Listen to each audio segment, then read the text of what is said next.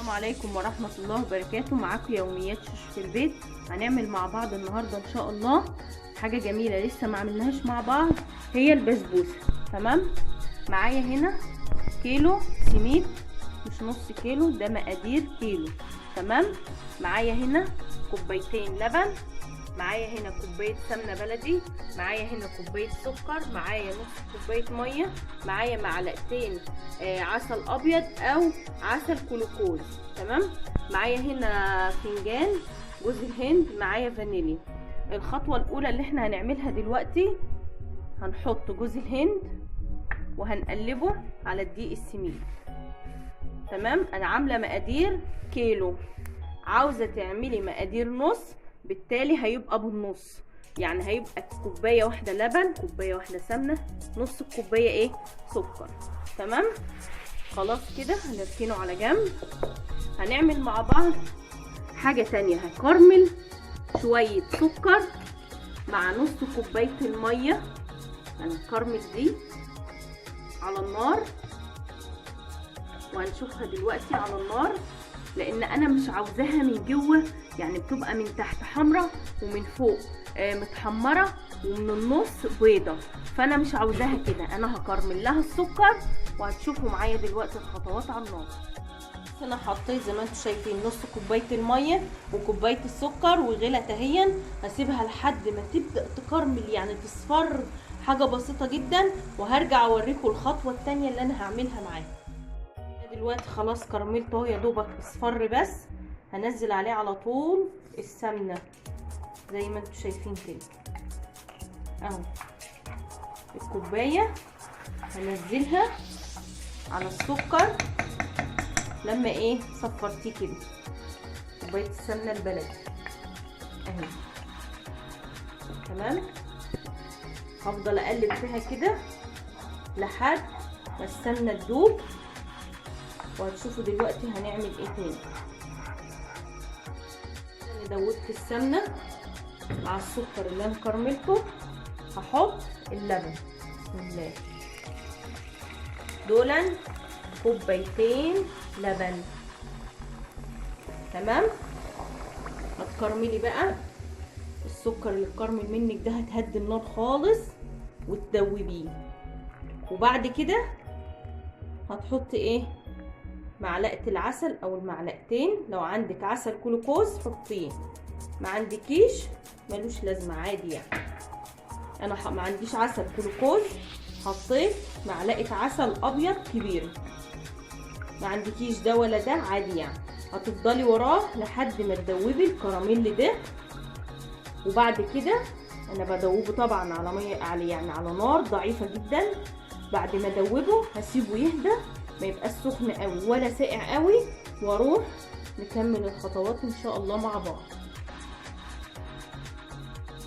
دوبت الكراميل مع اللبن مع السمنه وغلت خلاص، يعني انا دوبتها خالص. شفت الكتل اللي كانت فيها بتاعت الكراميل؟ خلاص كده اهو. هسيبها بقى على جنب دلوقتي تبرد شويه، وهروح اكمل معاكم ندهن الصينيه ونعمل الشربات بتاعنا ان شاء الله مع بعض. الشربات كوبايتين ميه على كوبايه ونص سكر. عاوزاها اقل من كده في السكر لان احنا حاطين لها كوبايه، اللي يريحك. عاوزاها زي ما انا بعملها كده برضو اللي يريحك. هروح دلوقتي احطهم على النار. وانت بتحطي السكر في الحله حاولي ان انت ما تجيبيش على الاطراف، او تحطي السكر الاول في الحله عشان ما يكرملش منك على الجنب كده ويسكر. فانت تحطي في نص الكوبايه وتحطي الميه الاول في الحله اهو. بس خلاص كده. انا هروح دلوقتي على النار يا دوب يغلي، هقوم حطاله عصره ليمون، وما اجي اقفل عليه هحط له الفانيليا. الصينيه هنا دهنتها سمنه اهي، سمنه بلدي برضو. يستحسن لما تيجي تعملي بسبوسه اي حلويات يبقى سمنه بلدي، بتخلي نكهتها احلى وطعمها احلى. دقيق السميد كيلو، حطينا عليه فنجان جوزة الهند. مش عاوزه تحطي جوزة الهند، بس انا عندي جوزة الهند دي ناعمه، مش عاوزه تحطيها بلاشها عادي، مفيش اي. انا خلاص كده اهو جهزته. اعمل بس فحره صغيره كده. وعندي هنا اللبن بالكراميل اللي احنا عملناه مع بعض والسمنه، هدلقه بقى عليها اهو زي ما شفتوا كراميل ساح كله. همسكه بقى اقلبه. ما حطناش بيكنج باودر، ما حطناش ولا فانيليا، انت يا دوبك بس هتجيبيه من تحت لفوق وتشربي الدقيق البسبوسه الحاجات اللي انت حطيتيها عليه، بس مش هتعجني. تمام؟ ان انت لو عجنتي هيشرب اكتر وهيبقى جامد وناشف ومش هتبقى حلو. دي بسبوسه المحلات، بس احنا بنزود لها ايه بقى؟ السمنه البلدي اهو زي ما شفتي كده، بتجيبي من تحت لفوق بس ما بتعجنيش ولا بتلتي ولا بتمدي ايدك فيها، لان انت كل ما هتعجني كل ما هتزيد معاكي. احنا كنا زمان بنجيب البسبوسه اللي هي في الاكياس وبنعملها وكان بتبقى حلوه برضو، بس والله دي بتبقى احلى منها كمان. الصينيه مقاس كام بقى؟ مقاس 30 كيلو، تتحط في مقاس 30.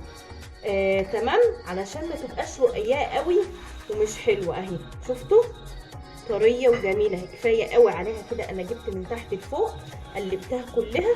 كل ما تقعدي تقلبي فيها كل ما هتنشف معاكي وتحتاجي ان انت تحطي لها وتيجي تبصي في الفرن تلاقي وشها شقق كده وبقت وحشه. انا خلاص كفايه عليها العجينه كده بقت تمام. الصينيه اهي طبعا دهنتها، افضي فيها الخليط بتاعي كله زي ما انت شايفه كده اهو. الارضيه بتاعتها جميله، مفيش فيها اي حاجه مش متقلبه.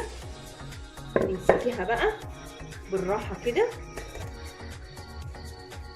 انا ما بحبهاش رقيقه، بنحبها ايه تكون تخينه شويه كده. طبعا انا مش حاطه لها بيكنج باودر ولا اي حاجه، فطبعا هتبقى حلوه ان شاء الله. هسويها بس وهرجع معاكم تاني. خلاص سويتها خلاص بالمعلقه اهو. بجيب شويه ميه هنا كده وببلبلها بس كده حاجه بسيطه كده علشان اسوي بيها، وتيجي من الطروف بالمعلقه واعملي كده. فاهماني؟ زي ايه الكيكه كده من الاجناب كده عشان تبقى عاليه وتبقى حلوه كده زي ما شفتي. بتقلبي بقى المعلقه او بايدك، لو انت عاوزه تسويها بايدك سويها بايدك، عاوزه تسويها كده زي ما انا بعمل اللي يريحك اهو. ببلها تاني وامسكها بقى ايه داير ما يدور اهو. سويها كلها زي بعضها. انا هروح اجيب السوداني عشان نحطها على وشها الوش خالص اهو زي ما انتم شايفين كده. وعندي السوداني ده هحطه على وشها. عندك اي مكسرات تانية براحتك اللي يريحك. انا هقطعها الاول قبل ما ادخلها علشان هحط عليها ايه مكسرات، يبقى انا عارفه انا بحط فين اهو.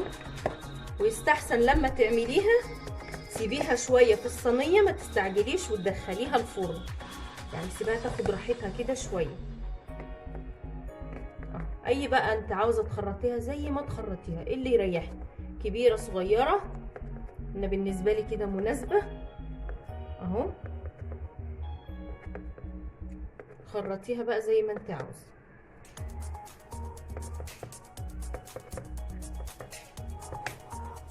بس كده.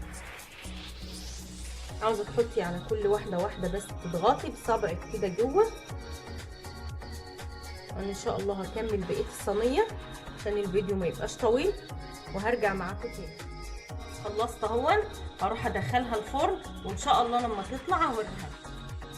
انا دلوقتي خلاص السيرب او الشربات خد عندي اهو بيغلي، يعني بقاله غلوتين كده. هديله طبعا بقى ايه عصرة ليمون بس خلاص كده. وان شاء الله لما اجي اطفي عليه يعني انا هديله كمان غلوتين كده كمان، هحط له معلقه سمنه بلدي، ولو ما عندكيش سمنه بلدي حطي ايه فانيليا بس. خلاص هرجع معاكم تاني ان شاء الله. انا خلاص عندي السيرب قفلت عليه، حطيت له معلقه سمنه بلدي، وهنروح دلوقتي اطلع البسبوسه واوريها لكم. دلوقتي خلاص طلعتها من الفرن اهو زي ما شفتوا كده. الجناب بتاعتها محمره وجميله هي، حتى سايبه الصينيه والله اهي جميله. انا كده خلاص. ومعايا هنا طبعا السيرب عملته خلاص، حطيت عليه معلقه سمنه بلدي. لازم يبقى ايه سايب شويه كده، ما تجمدوهوش ويبقى دافي اهو. والبسبوسه دافيه. حطي واستني بالراحه كده لحد ما تشرب اللي انت حطيتيه الاولاني. زي ما انت شايفه كده كل ما تشرب تبقى هي كده معاكي كويسه وناجحه. ما تستعجليش في حط السيرب. انا خلاص هسيبها كده لحد ما تشرب دي الاول عشان الفيديو ما يطولش عليكم، وهرجع معاكم تاني. دي الصينيه بعد ما طلعتها من الفرن وسقيتها السيرب بتاعها. دلوقتي هطلع لكم منها في قلب الطبق اما تيجي تطلعي من البسبوسه ما تبقيش تطلعي من الطرف ان هي والله لسه سخنه مولعه مش عارفه اطلع منها. طلعي من النص عشان تعرفي تتحكمي فيها. تمام. عاوزه اوريكم كده الحرف بتاعها احمر وجميل جدا. شفتوا عامل ازاي؟ شفتوا؟ جميله جدا اهي. اوريها لكم بقى في الطبق. وبكده خلاص نكون خلصنا الفيديو معاكم النهارده. يا رب طريقتي للبسبوسه تكون عجبتكم. ما تنسوش الاشتراك في القناه وتفعلوا زر الجرس عشان يوصل لكم كل جديد مني. السلام عليكم ورحمه الله وبركاته.